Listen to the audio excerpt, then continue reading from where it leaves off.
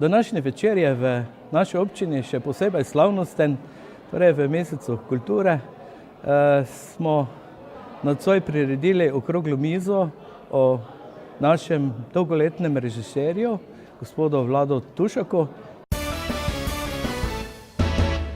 Vlado Tušak se je kot igralec prvič predstavil v igri, ki je imela naslov Dobrodošli, kdaj pojdete domov.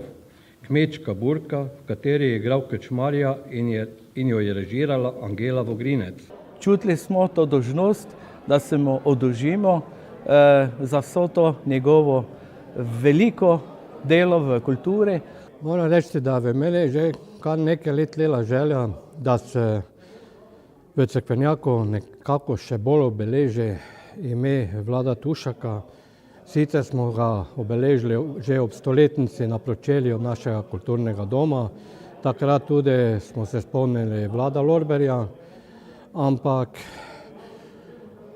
nekako 50 iger režirati, to ni bil ravno mačji kašelj. Potem, ko je bilo na primer pri Miklovi zali 82 igralcev, treba priznati, da je imel Vlado Tušak jeklene živce. Avla Doma kulture v Cerkvenjaku od danes dalje nosi ime Avla Vlada Tušaka. Vlado Tušak je bil starosta in mentor slovenske kulture v Cerkvenjaku. Dolga desetletja je bil glavna gonilna sila kulturne dejavnosti v tem kraju. In prav je, da je Avla dobila ime po njem. Bil je režiser, bil je igralec, bil je velik človek, kulturnik z dušo in telesom.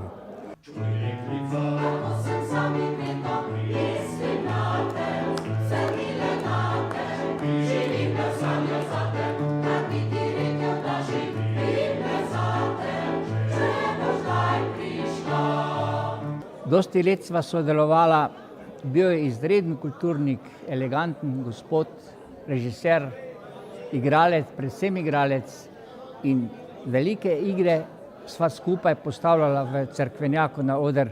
Ker je takrat bil problem prepisovati vloge, prepisovati igre, klicati, takrat, veste, ni bil enostavno razmnoževati eno knjigo si dobil igre in to si moral potem prepisati na toliko, koliko je bilo vlog, in smo včasih po noči, cele noči prepisovali, pa tudi ročno, če že drugače ni šlo. In seveda se je potem bilo treba tudi te vloge naučiti in to je včasih bil malo problem, ampak Tušek je bil taka avtoriteta, ker je rekel, do naslednje vaje morate to znati, tisti, ki ne bo znal, ne rabi priti na vajo. In smo ga vsi tako spoštovali, pa tako, bi rekel, se držali tega, da smo se pač poskušali vloge naučiti. Skratka, bil je izredno avtoritativen, ampak nikoli grob. V mirni, lepi, kulturni besedi je znal povedati vsakemu, kar mu gre, tudi pri igri. Če si slabo igral, če si se narobe obračal, karkoli poslušati, tako ne gre. In je trikrat povedal, ampak vedno je bilo tako, da je bilo prav. Po njegovem je moralo biti in je bil dejansko pravi režiser. Občina Cerkvenjak je izredno pošteno potezo naredila, da so Tušaku odprli in postavili v avli njegov kip in da se avla po njem imenuje. Bil je velik režiser tudi zaradi tega, ker je vedno znal pridobiti igralce, domačine, preproste kmečke ljudi, ki niso bili vešči ne pisane, ne govorjene besede, ampak znal jih je pridobiti, znal jih je naučiti, da so postali dobri igralci.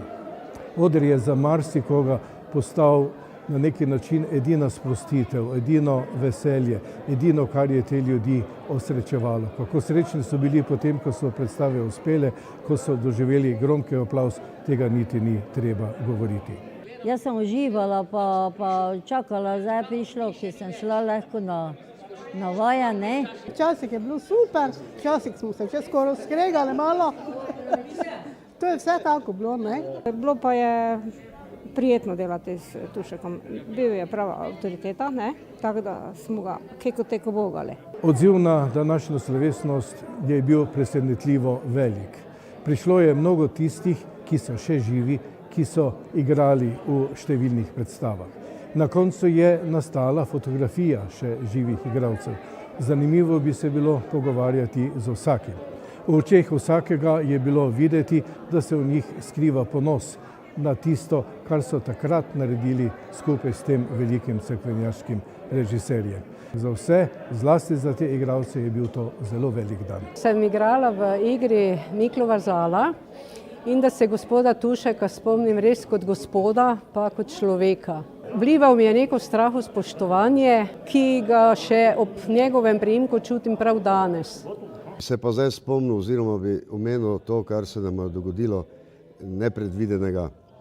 Midva sva zajahala, takrat smo sodelovali tudi z konji, ker smo igrali na prostem in je nekdo, da bi bila pa čim prej priletela na oder, nekdo konja zade udaril po zadnjih nogah in je seveda manca, je bilo ime čudovita kobila, je bila, pa je podivjala tako, da sem jaz to začutil, nobenega sedla nismo imela, samo tiste ostroge, ene preparele, se jaz oprem na tisto, pravim, Sonja, pazi, padla boma. Jo primem in gledam, da padem jaz lepo na hrbet in da se takrat punci 16-letni nič ni hudega pripetilo. Je padla na mehko. Ampak na mehko je padla. Kaj pa zdaj bil problem?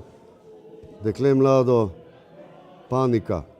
Ona se skrije za oder, jaz kobilo mirim tamkaj, da ne bi med publiko dol podivjala, obesnela je bila.